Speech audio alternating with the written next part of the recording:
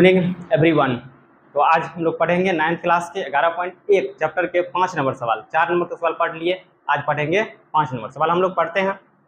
सवाल क्या कर रहा है, 8 मीटर ऊंचाई और आधार की त्रिज्या 6 मीटर वाले एक शंकु के आकार का तंबू बनाने में 3 मीटर चौड़े त्रिपाल की कितनी लंबाई लगेगी। यह मानकर चलिए कि इसकी सिलाई और कटाई में 20 सेंटीमीटर त्रिपाल अतिरिक्त लगेगा।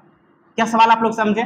इसका कहने का अर्थ क्या हुआ कि एक कोई त्रिपाल है, मान लीजिए, जिसकी आपकी चौड़ाई दिया है 3 मीटर और लंबाई कितना है नहीं पता है, लेकिन वही त्रिपाल से आपको एक शंकु बनाने कहता है जिसकी शंकु की जो ऊंचाई है वह 8 मीटर है। शंकु की ऊंचाई कितना दिया आपको?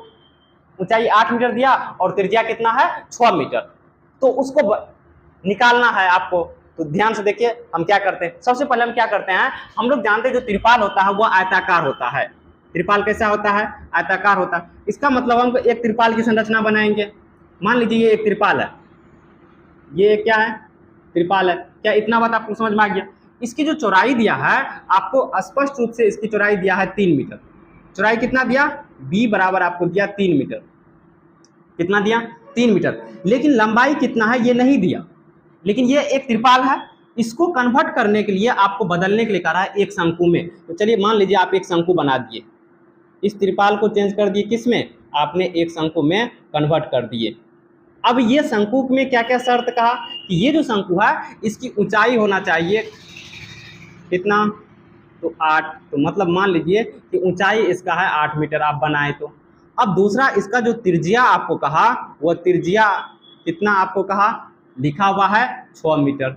ऐसा शंकु बनाना है, ठीक है। तो पूछ रहा है कि लंबाई कितना चाहिए कि इस टाइप का शंकु बन सके। तो इस फिगर को हम कन्वर्ट किए किस में? शंकु में। इतना बात समझ में आ गया है, ठीक है। जो जो दिया हुआ है अब हम उसको लिखते हैं, ठीक है। तो क्या क्या दिया हुआ है आप समझिए। हमको यहां दिया है शंकु की ऊंचाई, तो हम यहां लिख देते हैं शंकु की ऊंचाई। तो हम लोग जानते हैं शंकु की ऊंचाई h का मान जो है वह है 8 मीटर। शंकु की ऊंचाई कितना मान है? 8 मीटर। दूसरा क्या है? शंकु की त्रिज्या। ध्यान से समझिएगा, शंकु की त्रिज्या मतलब r। r का मान कितना दिया है? 6 मीटर। 6 मीटर। हमको चाहिए क्या? त्रिज्या की ऊंचाई, क्योंकि हमको ये त्रिज्या की ऊंचाई ज्ञात करना। तो हम लिखेंगे त्रिज्या की ऊंचाई, तिर्यक ऊंचाई, शंकु की तिर्यक ऊंचाई, जिसको L से डिनोट किया जाता है। हम लोग जानते हैं फॉर्मूला होता है रूट अंडर h का स्क्वायर प्लस में किसका स्क्वायर? r का स्क्वायर। क्या इतना बात समझ में आ गया? तो इसका मतलब हुआ कि L बराबर हम लिख सकते हैं, h का मान मेरे पास कितना है? देखिए 8, तो हम यहाँ देंगे 8 का स्क्वायर। r का मान कितना है मेरे पास? 6, तो 6 का स्क्वायर देंगे। तो L बराबर क्या होगा? 8 का स्क्वायर मतलब 8 गुना 8। 8 से 8 से गुना करेंगे तो 8 8 64। 6 का स्क्वायर मतलब 6 गुना 6। 6 गुना 6 कितना होता है? 36। अब फिर यहाँ ध्यान देखिए, अगर 64 और 36 जोड़ेंगे, 6 को 4 को जोड़िए कितना हो गया? 10। हाथ में कितना बचा आपको? 1। 6 3 को 6 को जोड़िए 9। 6 3 6 कितना हो गया? 9 1 10 100। इसका रूट आप निकालिएगा तो आपको पता है 10 गुना 10 वर्गमूल कीजिएगा।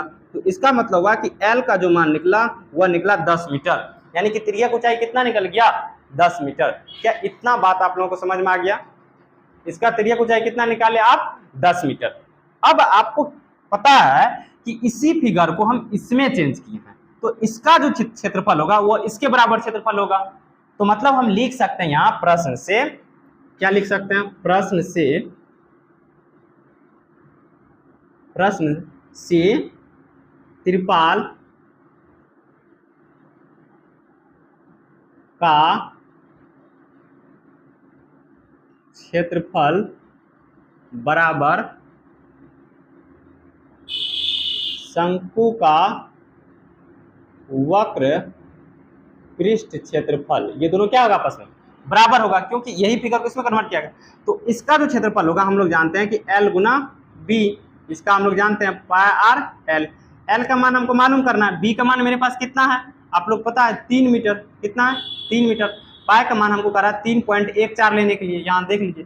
R का मान आपको पता है पहले से, R का मान है 6 मीटर। R का मान कितना है? 6 मीटर। L खुद निकाले हैं कितना? 10 मीटर। तो आप यहाँ लिख लीजिए 10 मीटर, इसको कैपिटल L लिखिए तो आपको ज़्यादा समझ में आएगा, ठीक है। तो अब यहाँ देखिए, अब हम क्या L बराबर लिख सकते हैं 3.14 गुना 6 गुना 10 बटे में 3। ये 3 इधर करेंगे तो किस में बदल जाएगा? भाग में। सही है। अब यहाँ से अगर दशमलव हटाइएगा तो दशमलव हटाने के बाद दो संख्या यहाँ 2 जीरो कर दीजिए, तो मतलब L बराबर आप लिख सकते हैं 314 गुना 6 गुना कितना 10 कितना बटे में 300। ये जीरो कैंसिल हो गया, 6 से काटिए, 6 पंच से कितना हो गया 30। अब यहाँ इसका मतलब हुआ कि यहाँ बचा 314 बटे कितना बचा 5, 5 से भाग दीजिए, पंछा के 30, पंछा कितना हो गया यहाँ 314, ये आप लोग याद रखिएगा 314 बटे 5, इसको कैंसिल करेंगे तो 5 छा के 30, एक बचा 5 दुना 10, फिर 4, 5 8 40, 62.6 मीटर आ गया लंबाई। ये लंबाई आ गया 62.8 मीटर। लेकिन ये पूरे लंबाई अभी नहीं निकला, क्योंकि अब अतिरिक्त क्या करा कि अतिरिक्त हमको 20 सेंटीमीटर अतिरिक्त भी तो यहाँ लग रहा है, तो हम यहाँ लिखेंगे अतिरिक्त। यहाँ पूरे क्या करा, सिलाई और कटाई में 20 मीटर सेंटीमीटर त्रिपाल अतिरिक्त। अतिरिक्त अतिरिक्त त्रिपाल की लंबाई कितना है 20 सेंटीमीटर। इसको मीटर में चेंज कीजिए तो हम लोग जानते हैं कि 20 को किससे भाग देंगे 100, 20 पंच 100 मतलब 1/5, इसको भाग देंगे तो 0.2 मीटर आ गया।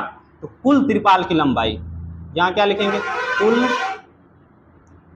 त्रिपाल की लंबाई। तो कुल त्रिपाल की लंबाई हम क्या करेंगे 62.8 में यहाँ 0.2 को जोड़ देंगे, तो 8 2 10 2 1 3 मतलब 63, तो टोटल आ गया 63 मीटर। यही इसका आंसर हो गया। क्या इतना बात आप लोगों को समझ में आया और ये बोर्ड का स्पष्ट रूप से आप लोगों को दिख रहा है? तो इसका मतलब हो गया कि त्रिपाल की कुल लंबाई निकला 63.0 मीटर। तो यही हमको मांग रहा था, लंबाई होना चाहिए 63.0 मीटर और चौड़ाई होना चाहिए 3 मीटर, तब इस टाइप का एक शंकु का निर्माण हो जाएगा। तो ये वीडियो आप लोगों को अवश्य पसंद आया होगा, तो वीडियो को लाइक और शेयर करें, साथ ही साथ चेतन एकेडमी को सब्सक्राइब अवश्य करें। आज के लिए